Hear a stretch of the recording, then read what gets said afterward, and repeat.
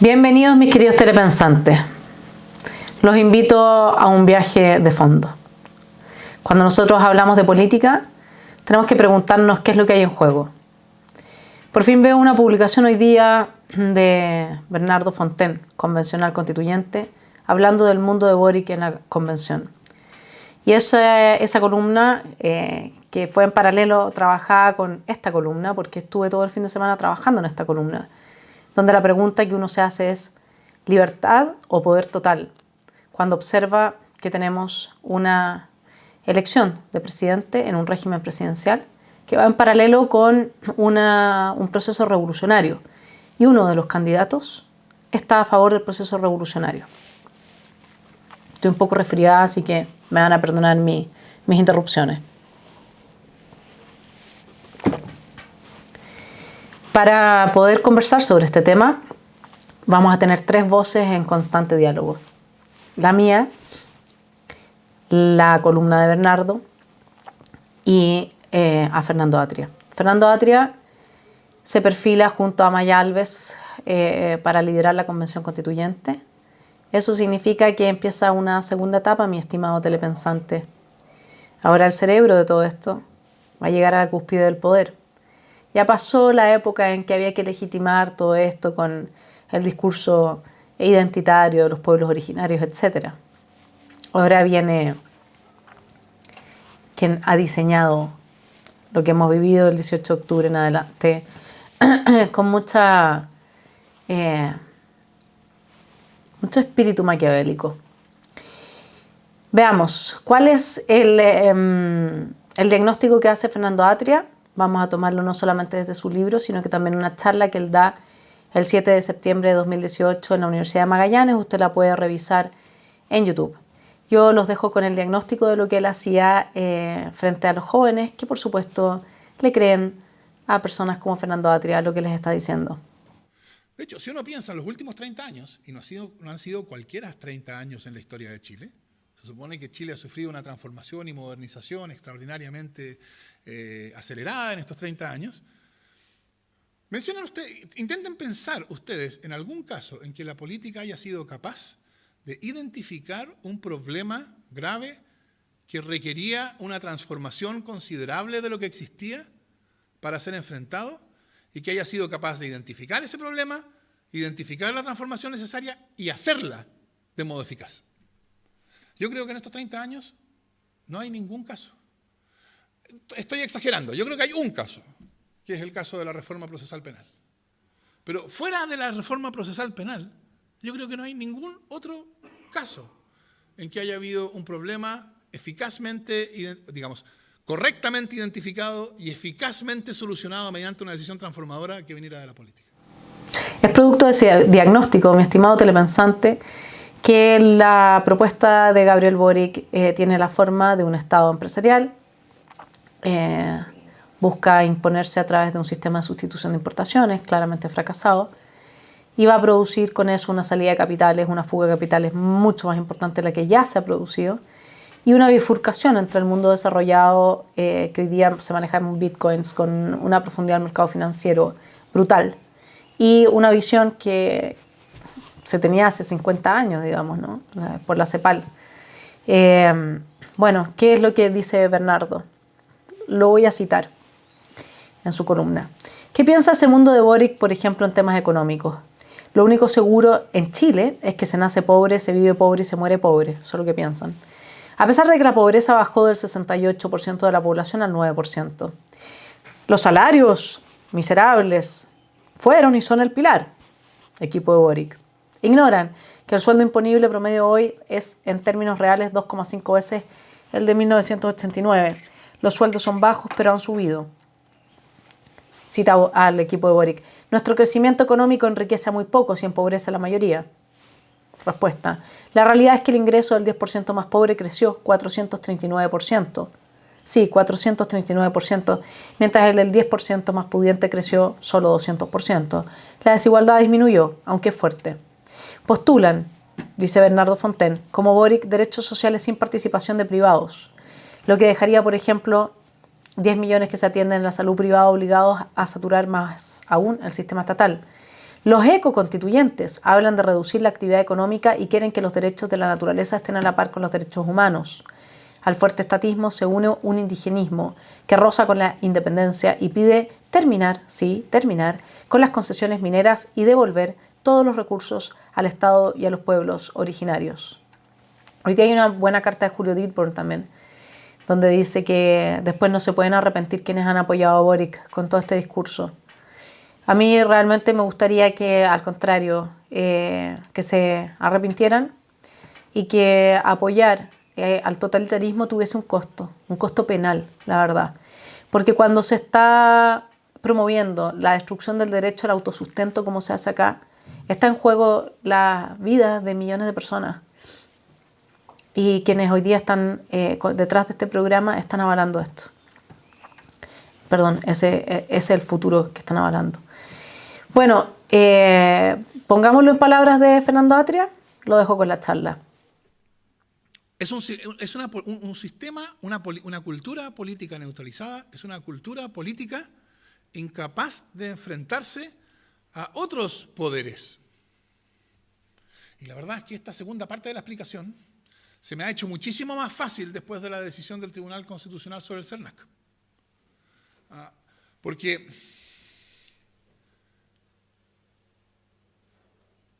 si la cultura política está neutralizada, bueno, una cosa, lo que se pretende es que no pueda transformar, pero hay otra cosa que no puede hacer.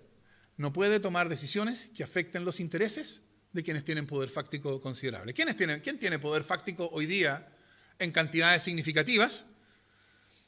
Bueno, permítanme caracterizarlo como una expresión ligeramente pasada de moda. El capital. El capital tiene poder fáctico. Las ISAPRES tienen poder fáctico. Y por eso da lo mismo que sean condenadas por 10 años 1 millón de veces, ¿no? El retail tiene poder fáctico. Las AFP, desde luego, tienen poder fáctico. Contra ellas no es posible tomar, o sea, afectando sus intereses, no se pueden tomar decisiones políticos institucionales. Solo se pueden tomar las decisiones que ellos aceptan. Entonces, vamos con Hannah Arendt, el poder total, porque es necesario destruir el aparato productivo para que el Estado tenga el poder total, ¿no es cierto? De eso se trata. Entonces, Hannah Arendt dice, lo malo de los regímenes totalitarios no es que jueguen la política del poder de una manera especialmente implacable, sino que tras su política se oculta una concepción del poder enteramente nueva y sin precedentes. De la misma manera que tras su realpolitik se encuentra un concepto de realidad enteramente nuevo y sin precedentes. El supremo desdén por las consecuencias inmediatas. No les importan las consecuencias, ¿se entiende? Más que la inhumanidad. El desarraigo y el desprecio por los intereses nacionales no les interesan para nada las consecuencias tampoco que va a tener a nivel nacional.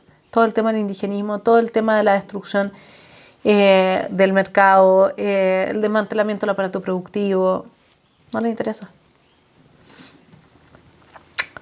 El desdén por los intereses utilitarios. Claro, porque está todo sobre la base de una quimera. Si ustedes ya vieron cuál es el análisis, el diagnóstico que Fernando Atria le enseñó a esos jóvenes a compartir con él. Una mentira pero radical. Y eso es lo que nosotros tenemos en nuestras universidades. Bueno, vámonos con... Esa es una parte, ¿no? La destrucción del aparato productivo. Entonces, a partir de eso, el Estado pasa a reemplazar a los privados y ahí tenemos una primera esfera de concentración total del poder. La segunda es institucional. Vamos con Bernardo Fontaine. El 70% de los constituyentes es de ultraizquierda o izquierda decidida, liderados por el PC y el Frente Amplio, todos unidos a la candidatura de Gabriel Boric. Su programa constitucional es el de Boric. Tienen votos suficientes para redactar la nueva constitución. No se ve ninguna apertura, dice Bernardo Fontaine, a dialogar con la contraparte, que son estos pocos elegidos en esa elección a la que nos fueron a votar el 60% de los chilenos, que no entiende lo que hay en juego. ¿Y por qué no entiende lo que hay en juego? Porque acá seguimos preocupados, miren los medios de prensa, seguimos preocupados de asuntos que son más bien de la esfera íntima de las personas que de lo que realmente está pasando a nivel profundo, institucional, revolucionario. Por eso es que acá hay un muy buen argumento para todos aquellos que son apolíticos, que no les interesa la política porque consideran que la política es nefasta, no les gusta José Antonio y no les gusta Boric. Aquí hay un muy buen argumento para decir vota por José Antonio, porque si no se va a producir una concentración total del poder. La convención tiene el 70% de los convencionales con el programa de Boric. Va a ser imparable, ¿se entiende? Es fundamental que el nuevo presidente encarne, dice Bernardo Fontaine, posiciones distintas al 70% pro-refundacional de la convención. Kast presidente más la composición del nuevo Congreso equilibrarían a la convención y a la vez ello moderaría al presidente. No se trata de inmovilismo, necesitamos cambios en libertad y paz, con un fuerte sello social. La nueva Constitución debe construir las bases para que Chile vuelva a despegar política económica socialmente y nos acoja a todos.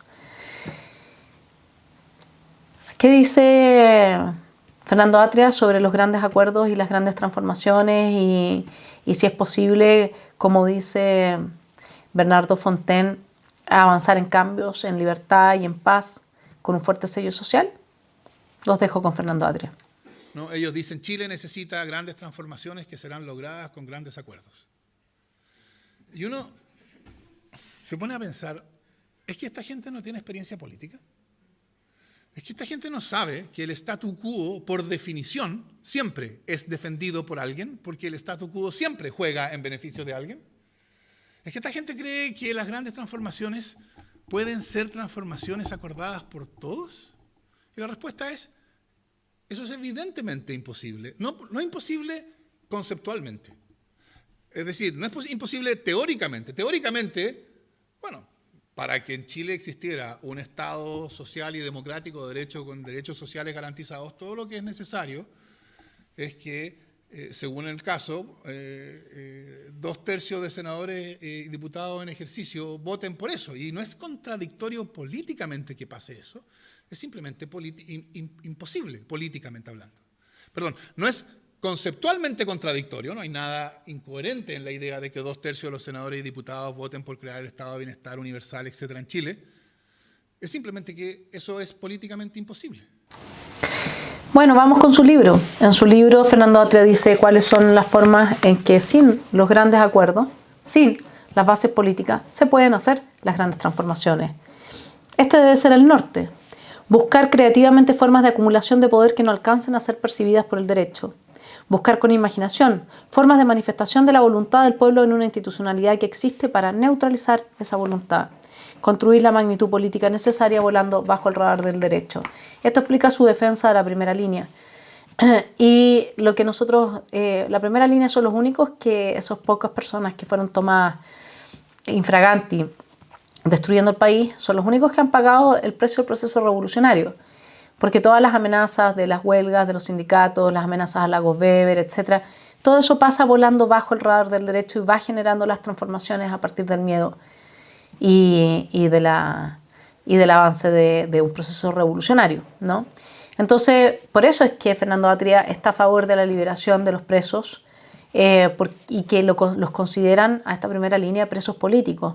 En palabras de él, dice, es incoherente celebrar el proceso constituyente y al mismo tiempo tratar como delitos los hechos que lo posibilitaron. Entiéndase bien, mi estimado telepensante, el señor Fernando Atria, que va a dirigir nuestra convención constituyente, está a favor de la violencia, ¿sí?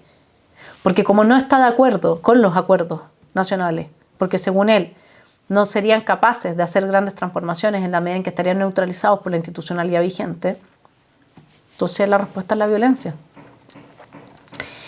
Bueno, además de eso, dado que el proceso constituyente hoy día sí ha generado la emergencia de un órgano que es el poder constituyente, un poder total, que se va a terminar fagocitando todas las otras instituciones del país a menos que hagamos algo. Y sobre todo, en el caso que no tengamos un equilibrio en el resultado de las elecciones entre el poder constituyente y el presidente elegido. Acá lo que hay en juego es tan brutalmente importante que nadie lo quiere decir.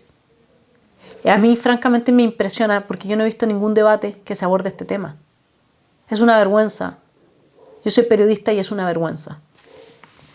Vamos entonces con cuál es el carácter que tiene que tener la convención. constituyente. Dice,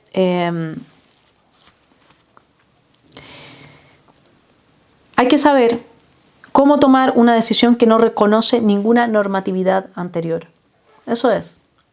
El acuerdo por la paz y la nueva constitución no es un marco en el cual se rijan quienes siguen a Fernando Atria, que son el 70% de la Convención Constituyente, porque adhieren a esta tesis. No puede haber una normatividad anterior cuando se tiene un poder que en sí mismo tiene que ser constituyente, porque si hubiese una normatividad anterior, entonces ya estaría constituido, ¿se entiende? Y entonces dejaría de ser constituyente. Parece un juego de palabras, pero eso es.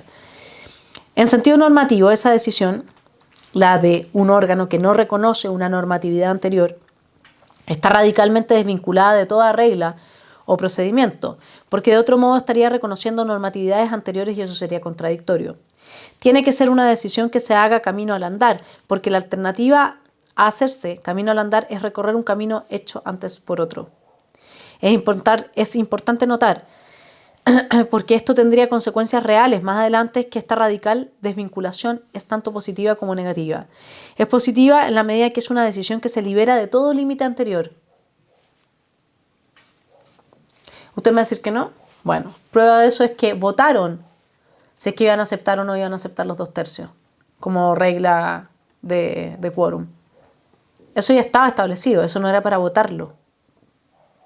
¿Todavía no me cree? Entonces mire los plebiscitos dirimentes. Eso no está en el diseño institucional para la creación de una nueva constitución. Y eso tiene que ver con horadar el plebiscito de salida. Entonces es positiva en la medida en que es una decisión que se libera de todo límite anterior, al menos de todo límite impuesto por reglas institucionalmente validadas. Pero es también negativa, ya que la decisión no es constitutivamente ilícita, pero no es constitutivamente ilícita porque no sea lícita, sino porque es una decisión a la cual la distinción lícita-ilícita no se le aplica. Para ellos no hay nada lícito o ilícito. Ellos están en el mundo jovesiano anterior a la emergencia del monarca, en que no existe lo moral, ni lo bueno ni lo malo, porque Atria es jovesiano, no es lockeano. Los liberales creemos que en ausencia del Estado el individuo es un agente moral y puede decidir entre el bien y el mal. El señor Atria no. Bueno, entonces la aplanadora totalitaria va a seguir avanzando y una de las formas que se está viendo de manera más radical es el apoyo del Colegio de Periodistas Gabriel Boric. Bueno, qué bueno que finalmente lo transparentaron, ¿no? Eso es lo que nos explica todo el último tiempo desde el quiebre del 18 de octubre en adelante, por qué se ha manipulado tanto a la gente, tanto como para que fueran a votar en masa en un plebiscito que, si uno lo piensa, el 3 de mayo de ese mismo año se publicó la encuesta CEP y solamente menos de un 5% de los chilenos pensaba que una reforma constitucional era importante. Los medios de prensa en Chile son un cuarto poder, pero un cuarto poder que juega a favor de la extrema izquierda. Eso es así. Y por eso es que uno tiene todas las de perder, uno no puede hacer ningún cambio, todo lo polemizan y todo lo transforman en un motivo de escarnio público para quien quiere hacer alguna transformación decente en este país, como no entregarle plata a fundaciones que no aclaran sus vínculos con el narcoterrorismo, en mi caso, ¿no? Vamos a volver sobre eso. Yo no he querido entrar ahí desde mi canal porque les tengo guardada una sorpresa. Bien, pero ¿qué es lo que pasa con este colegio de periodistas? Que es totalitario también. Bueno, ¿qué es lo que propone el gobierno de Boric? Dice, el programa, una nueva institucionalidad reguladora de las comunicaciones con perspectivas de género, que es la única posible, totalitaria, con una gobernanza pluralista y competente, basada en un único ente convergente. ¿Cómo pueden los periodistas decir que apoyan la libertad de expresión cuando un único ente convergente va a ser el que les imponga la perspectiva y lo que entiende por gobernanza pluralista y competente? Velará por el pluralismo interno y externo de las distintas plataformas, sancionando vulneraciones tanto a los valores democráticos. ¿Cómo puede el señor Boric hablar de valores democráticos cuando él está a favor del uso de la violencia? ¿Cómo pueden los periodistas apoyar a un candidato que está a favor del uso de la violencia como medio para conseguir sus fines políticos? Mi estimado telepensante, aquí hay mucho en juego. Bien, volvamos con Bernardo Fontaine. Pero antes de eso les tenía el artículo del negacionismo que se instaló, o sea, que quedó escrito en el reglamento de la convención.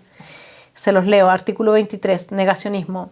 Se entenderá por negacionismo toda acción u omisión que justifique, niegue o minimice, haga apología o glorifique los delitos de lesa humanidad ocurridos en Chile entre el 11 de septiembre de 1973, antes de eso no, y el 10 de marzo de 1990, y las violaciones de los derechos humanos ocurridas en el contexto del estallido social de octubre de 2019, pero no será la de los carabineros, ¿no?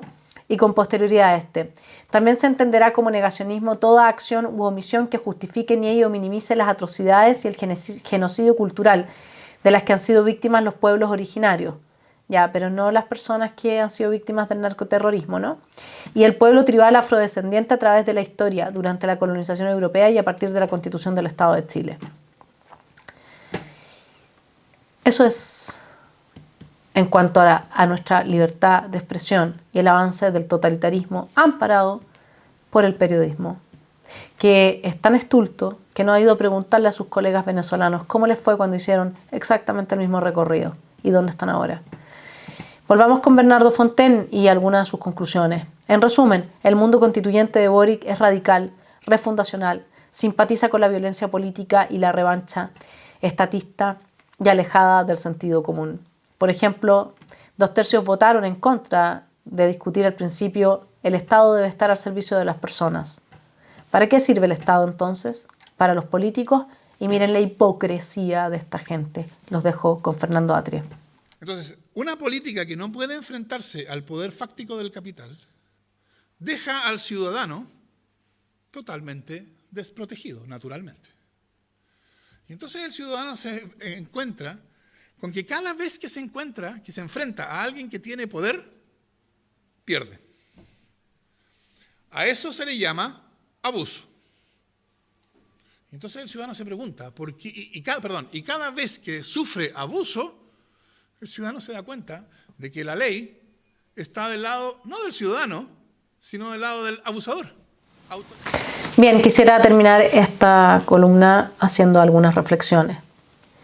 Es muy probable que finalmente en un plebiscito de salida ya con las... Ustedes ven cómo Fernando Atria maneja las comunicaciones y le da vuelta a las cosas. Y es todo al revés, ¿no? El mundo al revés. Y la gente va a creer que el descalabro económico que está viviendo es producto de la desigualdad, de los explotadores. Este camino ha sido un camino largo que ha dado la izquierda. Y hoy día tiene al pueblo de Chile sumido en un descalabro moral mayor. En lo material, la verdad es que la gente se ha acostumbrado a vivir muy por sobre sus posibilidades. Piensen solamente en el Transantiago, que entre 2003 y 2016 implicó un gasto fiscal de 5.4 billones de pesos. Eso la gente ya lo tiene incorporado como algo que no tiene que pagar. Bueno, ahora estábamos viendo el tema, ¿no es cierto?, también de los 621 millones de dólares que va a destinar el gobierno a zanjar la deuda de servicios básicos. O sea, nosotros en la práctica tenemos un estado de bienestar que solamente quieren aumentar y agrandar, que tiene un muy ineficaz, muy mal funcionamiento. Y la transformación se viene con todo. Se los digo, el avance en nuestro camino hacia el totalitarismo es triste. Piense solamente en Carabineros. Boric ha dicho que va a terminar con sus pensiones y las de las Fuerzas Armadas. ¿Sabe lo que va a pasar una vez que salga elegido Boric y haga eso? Se van a ir, muchos carabineros se van a ir, mucha gente de las Fuerzas Armadas se va a retirar. Y así nos van a desmantelar desde lo medular a nuestro país. Y les quiero decir hacia dónde vamos, porque acá hay un proyecto político muy claro y que nosotros podemos citar sin ningún problema, porque miren lo que está el norte del señor Atria, qué es lo que se está buscando.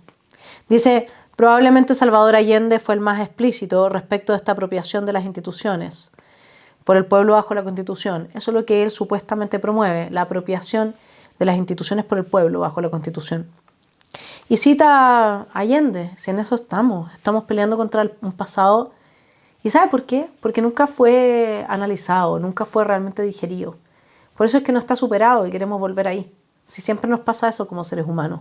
Cuando equivocamos en algo y no hacemos el aprendizaje, siempre nos volvemos a tropezar con la misma piedra. Acá no hubo un proceso de país que digiriera por qué se produjo el quiebre institucional de 1973. Y por eso estamos volviendo ahí mismo. Entonces cita Atria a Allende en el Pleno Nacional del Partido Socialista en Algarrobo en 1972. Dice Allende, las instituciones no son un ente abstracto. La institucionalidad responde a la fuerza social que le da vida. Y lo que está acaeciendo ante nuestros ojos es que la fuerza del pueblo, del proletariado, de los campesinos, de los sectores medios se está desplazando de su lugar hegemónico a la burguesía monopolista, la latifundista, etc. Sabemos cómo terminó esa historia, ¿no? Quiero terminar esta columna felicitando a quienes firmaron un inserto en el Mercurio el día domingo que se titula Elegimos la libertad. Y tiene por epígrafe, si me dieran a elegir entre el pan y la libertad, elijo la libertad para luchar por el pan, de Eduardo Frei Montalva. Este es un grupo de demócratas cristianos que me alegro que todavía existan. Les mando calurosos saludos porque en mi última columna, El diablo dentro de la ADC, aquí ellos están mostrando que algo queda de demócratas y de cristianos, de ese buen partido que lo fue en algún momento. Yo sé que mucha gente no los quiere, pero yo sé que hay muy buena gente al interior de lo que fuera en otros tiempos el Partido Demócrata Cristiano. Ellos afirman respetar la diversidad humana en todas sus formas y su respeto, el valor irrestricto de los derechos humanos, la solución pacífica de los conflictos y el ensanchamiento de la libertad. Qué lejos están de Fernando Atria, del Frente Amplio y de aquellos con los que la democracia cristiana actual pactó, endemoniada, porque no hay otra forma de decirlo en términos teológicos, suena bien además. Defienden la economía libre, creen que las profundas transformaciones políticas y sociales se hacen fecundas y duraderas en el tiempo cuando se promueve el diálogo y el entendimiento nacional. Ponen, por ejemplo, a Patricio Aylwin, que abrió las puertas a la reconciliación nacional, reconociendo los aciertos en materia económica del régimen militar y que supo sentar las bases para los 30 años de mayor desarrollo, crecimiento económico y disminución de la pobreza que ha vivido nuestro país en toda su historia. Los quiero dejar reflexionando sobre sus últimas palabras. Dice este grupo de demócratas cristianos reales, que espero que funden luego su partido. América Latina se ha visto convulsionada durante las últimas décadas por el avance del populismo de la izquierda radical que ha tomado el control del gobierno en varias naciones vecinas y hermanas.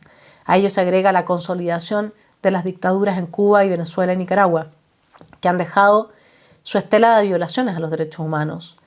Opresión y miseria, hacia allá vamos, mi estimado telepensante. Si acá se produce la victoria de Boric, no va a haber cómo poner un límite al poder total de esta gente. Si es que si no le gusta Kast, puede entenderse. Pero acá hay que usar la cabeza y entender que si nosotros tenemos la concentración total del poder en manos de Boric y Fernando Atria, se acabó el Chile que conocemos. Con profunda preocupación, vuelvo a este inserto, vemos el surgimiento en Chile de las mismas ideas que triunfaron en Cuba, Venezuela y Nicaragua, enarboladas por el Partido Comunista y el Frente Amplio. Estas fuerzas usan la democracia para alcanzar el poder. La historia reciente y pasada nos demuestra que, una vez alcanzado el poder por la vía electoral, mutan en dictaduras. No los vamos a sacar más de ahí, mi estimado telepensante. Tal es el caso de Venezuela y Nicaragua. En su camino al poder siempre va acompañado de la violencia, del paro y la protesta por el más insignificante motivo. Se suma la demolición de la simbología identitaria de las naciones, la instrumentalización de los sindicatos y de los cuerpos intermedios de la población para sus fines políticos. La emergencia y consolidación del narcoterrorismo es también funcional a sus fines. Chile está convocado en el mes de diciembre a elegir en una segunda vuelta presidencial al nuevo gobierno. Dos candidatos, José Antonio Kast y Gabriel Boric, disputan la presidencia de la República. Y ante esa crucial decisión, nosotros no somos neutrales. Entendemos que esta es una nueva elección muy distinta a la de la primera vuelta.